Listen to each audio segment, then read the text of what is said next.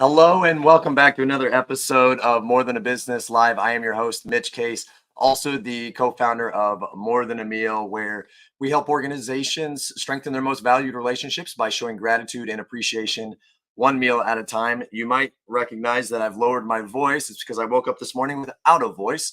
So we're going to power through this show as I've slowly kind of gotten it back and forth, and probably going to be drinking a lot of water through this. But I appreciate all of you that continue to show up and watch this show as we bring on amazing leaders inside of organizations that are just doing it right and truly having those organizations as more than a business. So we are coming to you live every single Thursday at 3 p.m. Central Time, with the purpose of, as I just kind of mentioned, highlighting those individuals, highlighting those organizations that go above and beyond to really strengthen the relationships with their team members, their clients, and just doing business the right way. So, part of the reason that I can do this is a friend of mine, David Voorhees, and his company, True Captive, sponsoring this. So, I want to give a shout out to them. So, if you are looking for something new, True Captive believes in healthcare that is personal and insurance that isn't complicated. So if you do want to learn more about this unique captive healthcare program, just go on over to truecaptive.com. If you can't find that, shoot me a message. I'd be happy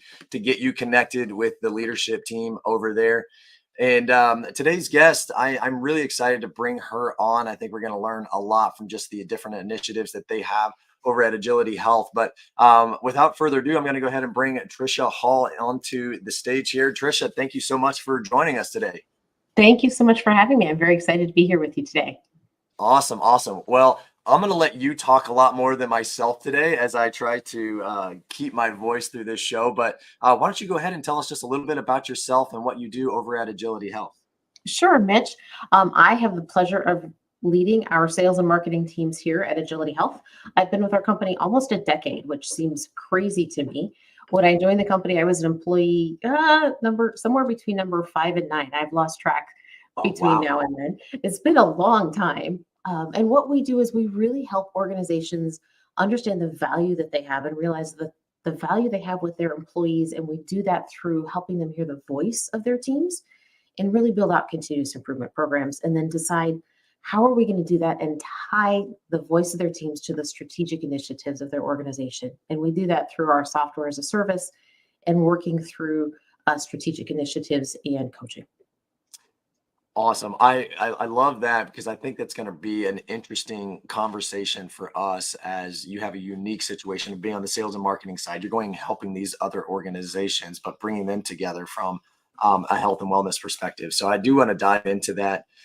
Before we start talking about this impact story that I want you to dive into, I forgot to mention, if anybody is tuning in, shoot a message in the comments. Let us know where you're tuning in from. If you're up in Omaha or you're here in Kansas City, what platform you're on. It doesn't give me the information on where you're watching from. So we would love to see that. And if you have any questions as Trisha and I dive into this conversation, shoot them in there and we'll try to get those answered before the end of the show. So Trisha, one of the ways that we always start this show is just an impact story. So maybe a personal story or a story that you do have on how you or potentially Agility Health has had a direct impact on maybe a team member of yours or potentially even a client of yours. Sure.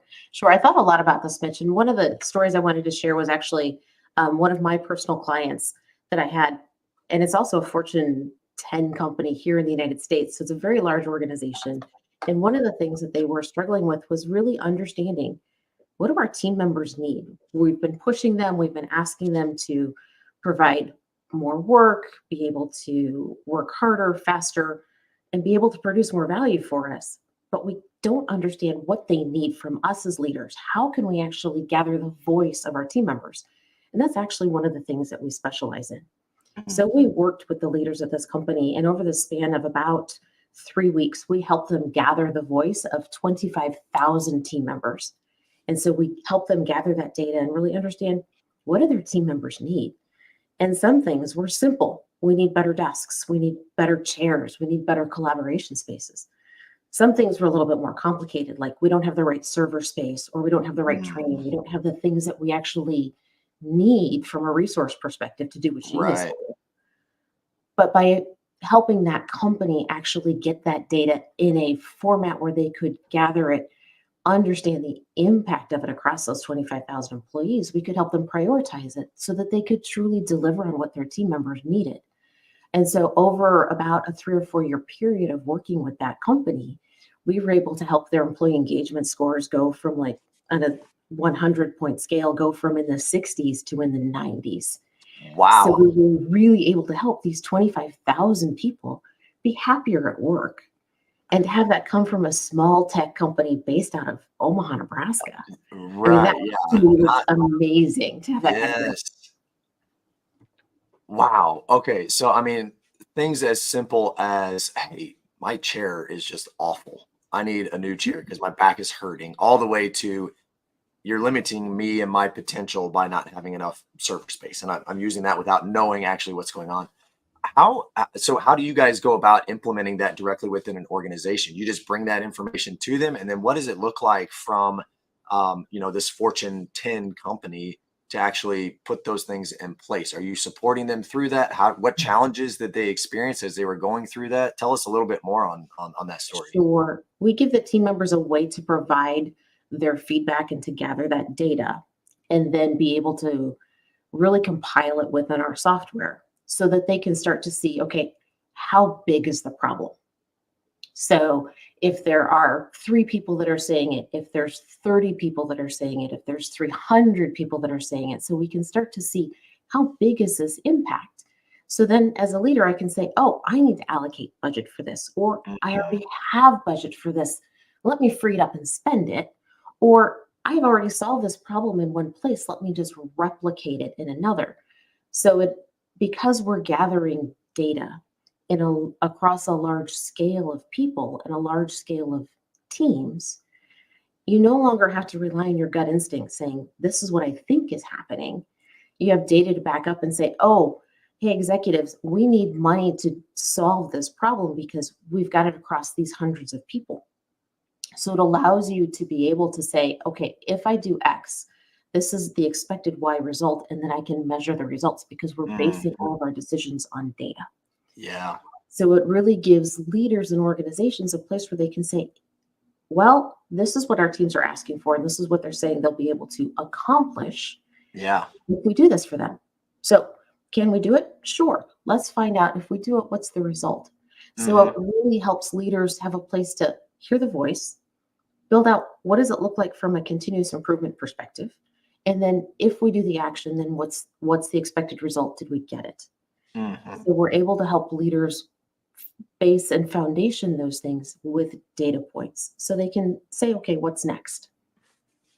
So, yeah, I mean, I don't know if you knew this, but I spent 10 years as an engineer. So, Oh, let's get into the Excel spreadsheets and let's dive in. But you mentioned this is something with, a Fortune 10 company. Unfortunately, for those Fortune 10s, there's only 10 of them. So for the organizations that aren't in there, and let's talk mhm. a much more reduced employee rate, including like limited data points, how can, and I didn't even prep you for this question by any means. So if you help me out, if we can work through this Yeah. together, but if you have an organization of 25 to 50 individuals and you're trying to get these data points to see what truly is needed from, increasing employee engagement from 60 to 90%, how can these organizations kind of apply that approach so that they can get something out of those types of using data as well? Same process within our software. It's just a much smaller scale. So our Okay. smallest customer has, um, we go by like teams. So like they have 3 to 4 teams in our software versus the 2,500 teams that this particular Yeah. company has. Yeah. A scalable solution, of course. It's more impactful when you're talking about 25,000 people versus 40, Yes. of course. Yes. Yeah. But it's a scalable solution. And whenever you can find a way to hear the voice of your people, hear the voice of what your team members actually need for you. We use it in our own company, and our own company is 82 people.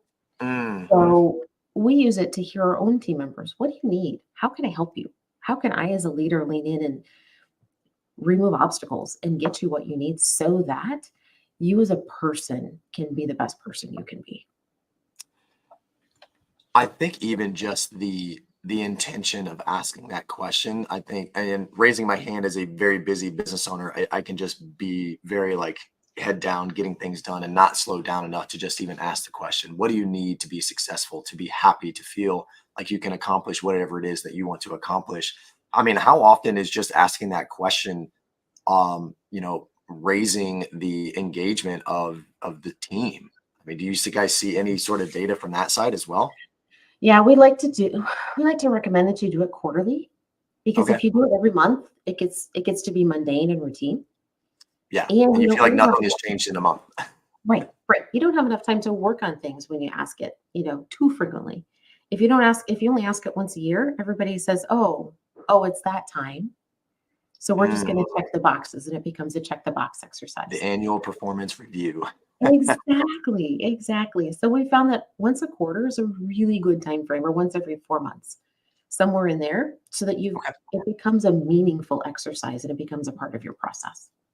Uh, I appreciate you sharing that, because that is definitely a space where, yeah, it can be easily forgotten, but definitely I see just even asking that questions with the small team that I have, just getting feedback and engagement is it's been game changing for me to learn that as I continue to grow. So let's transition into kind of our next part of this, and let's talk about Agility Health. I know you've kind of given a lot of maybe some ideas on some of the things you guys do directly as a software as a service piece of it, but what are some of the things that you guys are doing that truly separates you, that makes you more than a business, not necessarily, product wise or service wise from that side, but like internally, like what truly makes you guys more than a business, and how do you separate yourselves? Well, we're fun. We are, like I I shared, like that. we're a tech Fun period. company in Omaha. Few more fun facts about us: we are minority owned. We're women led. Okay. So we are, on our leadership team, we're 75% female, which is Oh, not common in tech companies, no, no, it which is not. give us a little bit of a different feel, if you will. We're Yes. also very interested in our community. So, our CEO, our founder, and her husband, who's also our finance manager, they're actually naturalized citizens. They're both from Sudan. Let's go. When the revolution broke out in Sudan several years ago, they wanted to give back to their home country. So they actually started, a nonprofit Wow. to formulate and bring together experts that are Sudanese. And so they actually have a whole network of experts that are giving back to Sudan that live outside of that country. And that actually flows down. There are several of us, myself included, on the leadership team and within our organization that are parts of community boards. I'm part of two boards myself that give back to my community here in Omaha. We want to give to the community in which we live. We also are very, very focused on family. Even before people were work from home with COVID, we wanted to be flexible with our team members. We wanted people to be able to have a life and enjoy their family. Mm. Even, we all work really hard, but we all play really hard too. So I adjusted my schedule for a year when I had kids that I needed to get to dance class when, they weren't driving yet. We had another woman on our team that, because of her partner's schedule, she wanted to work Tuesday to Saturday. And that worked out really well for us. So it worked for her. And hey, that was fantastic. So her weekend Yes. was Sunday, Monday. So we're very, very accommodating of what works in people's lives, because people have lives and we want them to be happy and healthy at work. And being able to accommodate them as people is super important to us as well. Even the flexibility of schedule that you just kind of mentioned, like I feel, and this is maybe a thing that is changing or has changed because of COVID, but you know, every individual, we typically have your 40-hour work week or whatnot, but for some reason it's always been designated 9 to 5 Monday through Friday, and having that flexibility to do the things that need to be done. Now, obviously you're going to have situations where maybe you need to be customer facing, and that's going to have to be more rigid, but the idea of there's 7 days in a week, I don't care when you work, just make sure we get your work done with the agreement that we have. I've not heard of I've always heard of flexible scheduling where you can start early or late and finish your work during the week. But even to the point where you're saying, I don't care if you work on Saturday, like do your Right. work. What kind of, I mean, so when you present that, or that individual comes to you and says, this is, this is what works best for me. I mean, are you presented two options? You need to work with this schedule that I need so that I can be with my partner, or I need to leave. Like, was it more of one of like if and you guys were flexible to make that stay, or was that just a general piece of what you guys wanted to offer all of your employees from the get-go is let's figure out what works best for you guys? With this particular individual, it was an ask so that they could actually, have a good, healthy life with their partner. And because that particular individual was not customer facing and had a lot of heads down individual work, it was an easy yes. We've had some other folks where, they needed to accommodate schedules to pick up kids and those types of things. So we just come to an agreement of what are core working hours where we know that you're going to be available for the team. Mark them on your calendar so that we all know what your working hours are, and then how you get your 40 hours in, how you get your work done. You're an adult. We hired you because of your skills and because you fit our culture. And we trust that you're going to get your work done. We didn't hire you because we wanted to babysit you. We hired you Yeah. because you're a part of our team. So it's really becomes a conversation of what do you need and how can we work with you because we value you as a person. And that's not something that I found in big corporate America. It's not something a lot of us that came from corporate America found. And we Mhm. really wanted it as we built our company. And so that's something that we built into our culture. I mean, as a parent going through the throes of a 6'3" and 2-year-old right now, there is nothing needed more than just the ability to be flexible with schedule. It is for whatever, I mean, somebody gets sick. All right, somebody's got to stay home. My wife is a nurse. Like there are challenges that we face, and I'm the one that works from home. So being able to have that flexibility is critical. I'm curious, have you come across any challenges through having that flexible, like what are your core work hours? Have you come across any challenges? Anybody working on like maybe there's only one person that's working on Saturday and they get stuck and they can't like what kind of challenges have you faced through all of that? Usually, if someone is stuck and they're working odd hours and that type of thing, there are a few of us that are always a slack away. Hmm. Um, the flip side of that is there are a few of us that are always a slack away. So it's finding the balance. Yep. Um, Yep. we find very few people that take advantage of our flexibility. They are usually very quickly weeded out because everybody else is like, we don't want you to spoil it for the rest of us. Hmm. So it's always worked itself out. It's just one of those things that if you put good karma out into the world, it's going to come back to you in the right way. So it just I always feel works. like that's one of those like unlimited vacation days where, the flip of it is that now you have to encourage people to actually take those vacation days because they appreciate it and know that they can use it, but only probably want to use it when it's like necessary or there's a disruption or something along those lines where it's less of a routine and it's just hey this week it's got to be flexible. I need to make this work because of this situation. So I really can appreciate that speaking from somebody that maybe didn't always have that flexibility that I would have liked and that's as much as I'll say about that one. Well, and um I've had prior jobs where I've been told that I cannot be there at 8:01. I have to be there at 8 o'clock. So I'm like, oh, somebody's going to count minutes on me. Not my thing. yeah, there's yeah, I better not. We'll keep moving on here.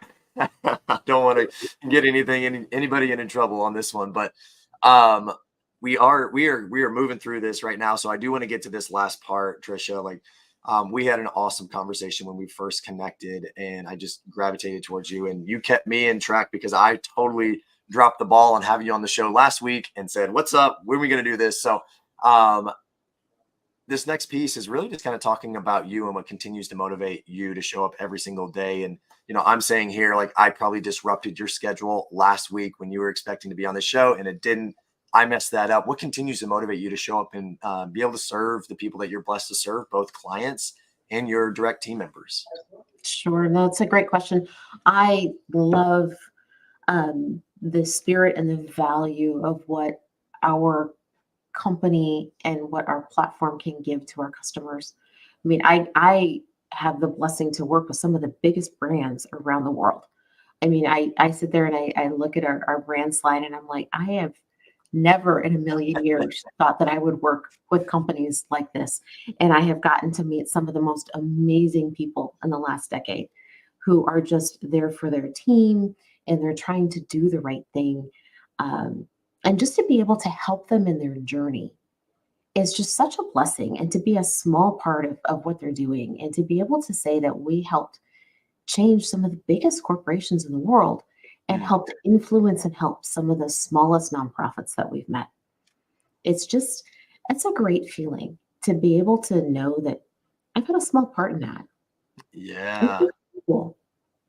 I love, well, I mean, I can just hear it in your voice, but even as you're talking about it, sitting there and smiling about it, it's just very genuine from that side. And, kudos to you guys. I mean, working with large brands like you've kind of alluded to, I'm sure there are challenges that you guys face with that and value and proposition and all these types of things. But at the end of the day, if you are not only just taking data, but actually using this data to truly impact the lives in a positive way for each of those team members, whether it's somebody that they need a new chair because their back is hurting them too much and it's causing extra chiropractic care down the line. Like there's so many rabbit holes you can go down, but truly like with the companies that I've had the opportunity to talk with, like everybody's trying to figure out how can we better take care of our team? How can we better engage them? How can we reduce the amount of turnover that we have? And it just seems like that's such a simple way, asking a simple question with a huge impact in return. So